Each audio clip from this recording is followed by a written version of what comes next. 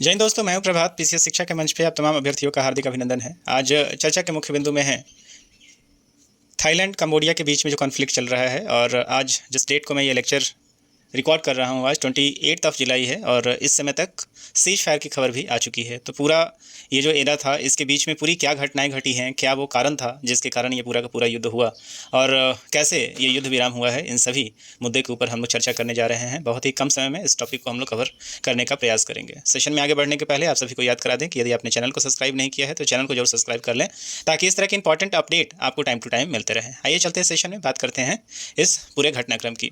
तो आप देख सकते हैं यहाँ जो मैंने संदर्भ लिया है, यहाँ पे दैनिक जागरण, द हिंदू, इनफैक्ट कि पूरे भी जितने भी मीडिया थे सभी ने इस पूरे न्यूज़ को कवर किया है। तो न्यूज़ पे चलने के पहले सबसे पहले देखते हैं कि आखिर ये मुद्दा था क्या।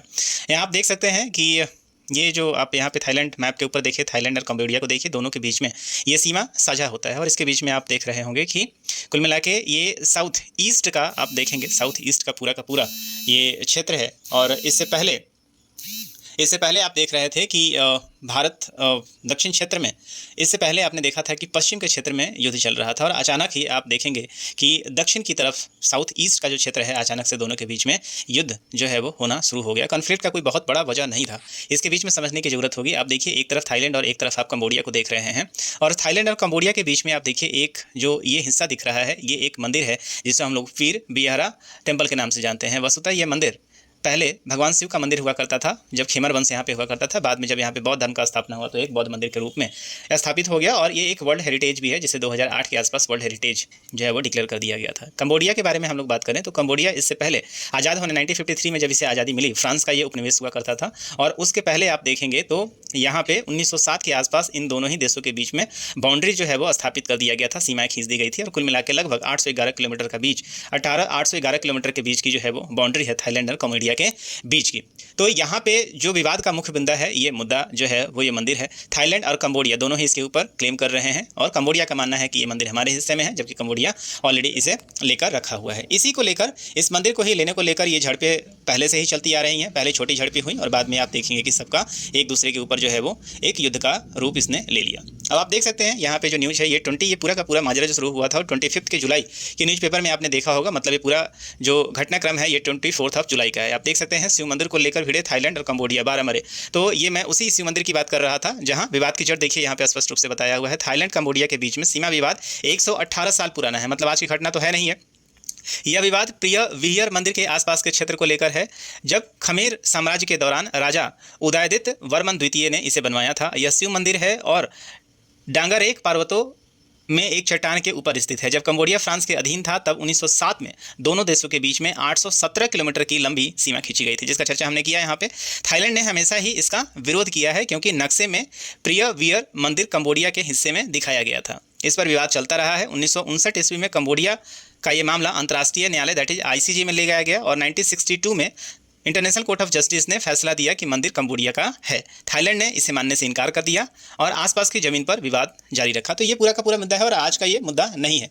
उसके बाद आप देखेंगे मंदिर को हेरिटेज साइट में शामिल करने को लेकर भी झड़पें हुई। 2008 में यह विवाद तब बढ़ गया जब कंबोडिया ने इस मंदिर को यूनेस्को की वर्ल्ड हेरिटेज साइट में शामिल कराने की कोशिश की। मंदिर को मान्यता मिलने के बाद दोनों सेनाओं के बीच में झड़पें शुरू हो गई। 2011 में हालात इतने बिगड़ गए कि हजारों लोग घर छोड़ने पे मजबूर हो गए हैं।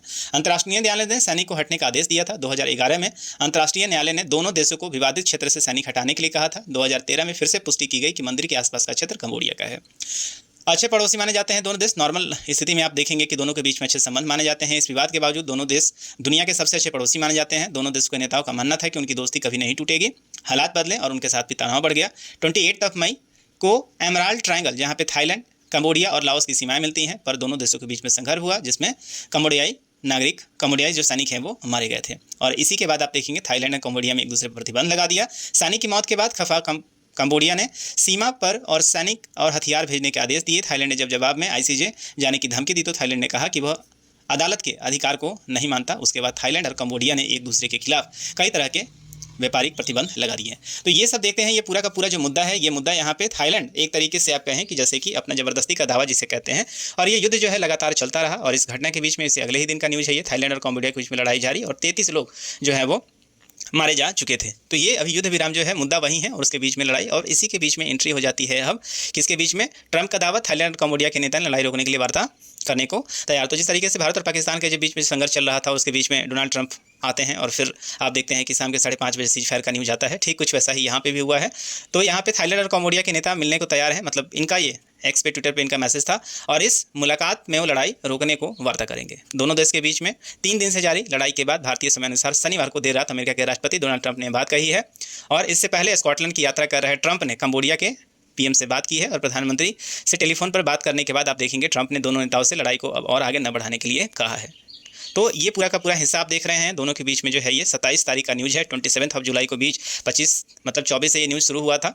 24 तारीख को ये पूरा का पूरा जो युद्ध शुरू हुआ था। और आप देखेंगे कि जब मैं लेक्चर रिकॉर्ड कर रहा हूँ 28 को, मतलब 27 को ये सारे युद्ध विराम हो चुके हैं। 11 killed in clashes between Thailand and Cambodia. उसके बाद आप देखें कि अंततः ये पूरा का पूरा जो है आज 28 तारीख है, तो इसके बीच का ये हिसाब देख रहे हैं। Thailand Cambodia agree to cease fire negotiations. तो अब दोनों देशों के बीच में सीज फायर हो चुका है और इसके बीच में आप देखेंगे कि डोनाल्ड ट्रंप ने जो ट्वीट किया है उसके अनुसार कहा है कि हमने इन दोनों देशों के बीच में पूरी तरीके से युद्ध रोकने के लिए काम किया है। तो यहाँ पे देख सकते हैं Thailand and Cambodia on Sunday signalled their readiness to negotiate an end to a deadly border dispute following meditation efforts by US President Donald Trump. The fighting now is in the 4th day, has killed at least 33 people and displaced over 1,68,000।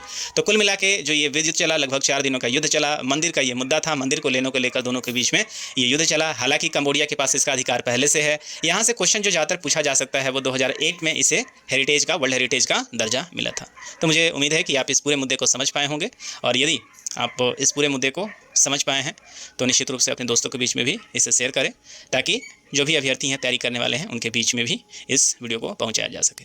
तो इस session में इतना ही। मिलेंगे हम आपसे अगले session के में कुछ अच्छे अपडेट के साथ। तब तक दीजिए मुझे इजाज़त। साइनिंग ऑफ, दिस इज प्रभात। जय हिंद।